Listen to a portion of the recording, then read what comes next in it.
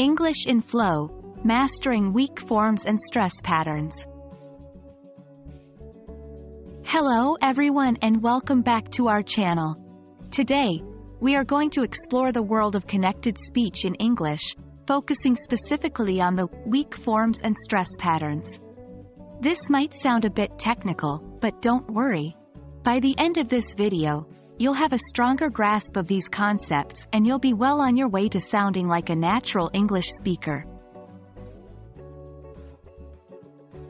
In English, not all syllables and words are pronounced with the same strength.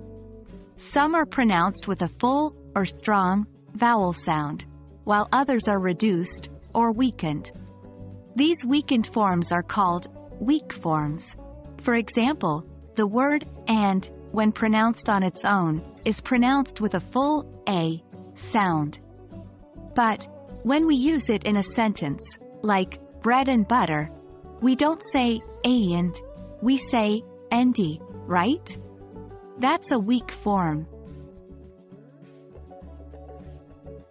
Weak forms are generally used in less important words in a sentence.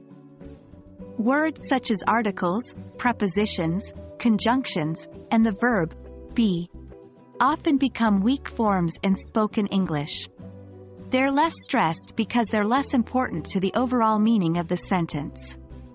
For instance, in the sentence, she is at the park, is and at are less important than she, the, and park, so they would likely be pronounced in their weak forms. In connected speech, we don't pronounce each word separately and with the same emphasis. Some words are emphasized, or stressed, while others are not. The rhythm that this creates is called a stress pattern. Words that carry the main meaning in a sentence, such as nouns, main verbs, adjectives, and adverbs, are typically stressed. On the other hand, auxiliary verbs, pronouns, prepositions, conjunctions, and the definite article, the, are usually not stressed. The stress patterns in English can greatly affect pronunciation. When words are stressed, they are pronounced more clearly and take longer than when they are not stressed. Consider the sentence, I'm going to study at the library. In this sentence, I'm, study, and library are the stressed words. They are pronounced more clearly and take a little bit more time than going, to, at, and the. Understanding and mastering weak forms and stress patterns in English can significantly improve your English speaking and listening skills. It might feel strange and unnatural at first, but the more you practice, the more natural it will become.